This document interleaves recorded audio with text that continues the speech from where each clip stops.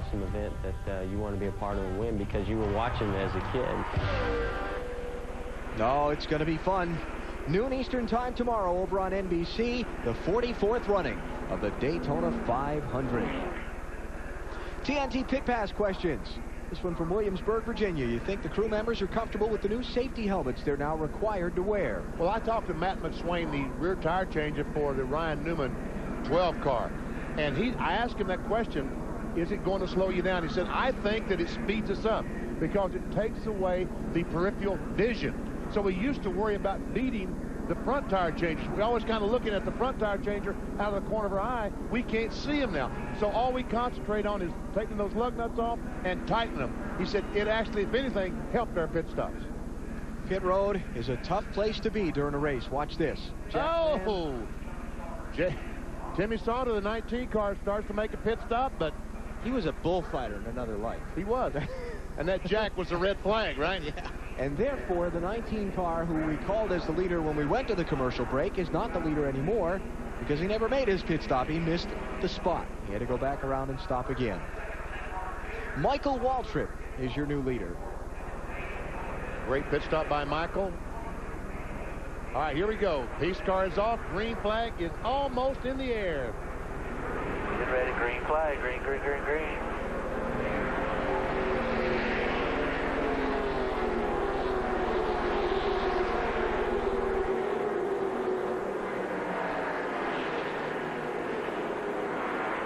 Car in third place is Jamie McMurray, the 27 car.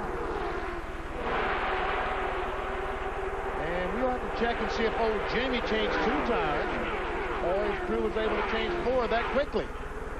And Jason Keller got a real good run coming off turn 2 there, but couldn't capitalize on it. And there we see Spencer on the inside of Biffle. Michael squeeze for third place. Look out. McMurray squeezed Jason Keller down right on the apron. It's about having the door shut on you. Michael Waltrip, Dale Earnhardt Jr., Jamie McMurray, then side-by-side for fourth, Jason Keller and Jimmy Spencer. And I said when I introduced Jason Keller in his starting spot that he finished second last year in the NASCAR points. That was wrong. He finished third. His teammate Jeff Green was second in 2001 NASCAR Busch Series points. Spencer with a push from Greg Biffle.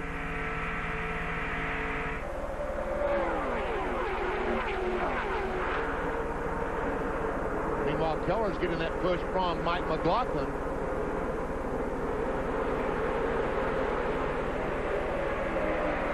Here comes Johnny Sauter in the 2 and David Green in the 6. Man, Johnny Sauter, that 2 car made it look so easy. He's in all of his 6th Busch Series start, running in the top 10 at Daytona. And getting his very first experience in the drag. There's Bobby Hamilton Jr., that 25 car. He's shown a great deal of strength.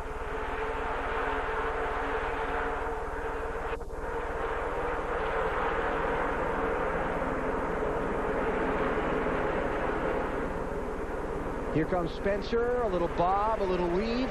Earnhardt Jr. to block. Now Keller and Biffle, a couple of Fords there side by side.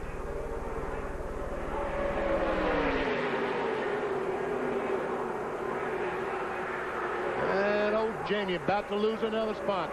Matt, what's Kerry Earnhardt saying? What happened? He caught up in the back in the garage. Kerry, first off, you're okay. Any idea what happened? I'm fine. It's just another Daytona rookie mistake, you know.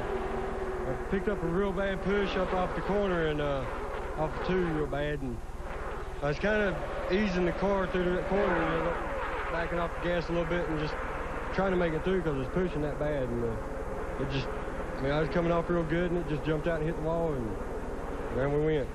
Well, the good news is, Benny, he's okay, and he'll be at Rockingham next week. Well, Michael Waltrip moving over in front of Spencer. Dale Earnhardt Jr., his teammate, kind of left hanging out there a little bit. His teammate in NASCAR Winter Cup. Well, remember, they pushed each other to wins here at Daytona last year. It really doesn't matter. You have no friends out there. Let me tell you something. Tony can tell you guys. You go where you think you're going to be able to gain a position. Now, come on. Tony Stewart's won all these races. You know he's had to make a secret deal with somebody to do that. Didn't you, Tony? They last till you start the engines.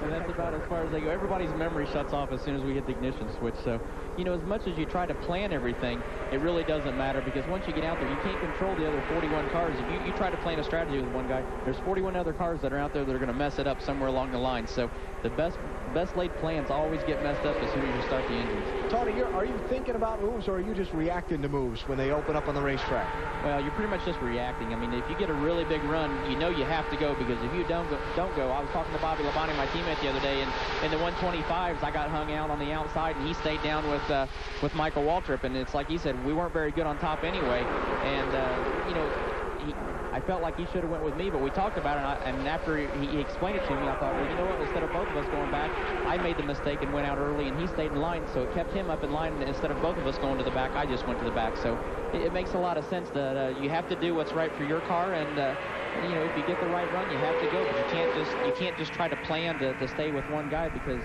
eventually it's going to get messed up, and if you do try to stick to that plan too much, it could hurt both of you in the long run. Goodbye, Michael.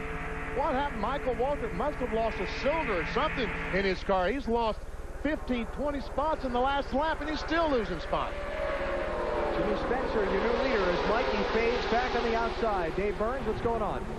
Bad vibration. Alan Michael radioed into his crew chief, Bobby Kennedy. He said it was a bad vibration. He's just going backwards there. He doesn't want to race it hard right now because he doesn't know what it is. No, that's a smart game. Especially when the Daytona 500 is tomorrow and you're starting fourth. Jimmy Spencer is the leader.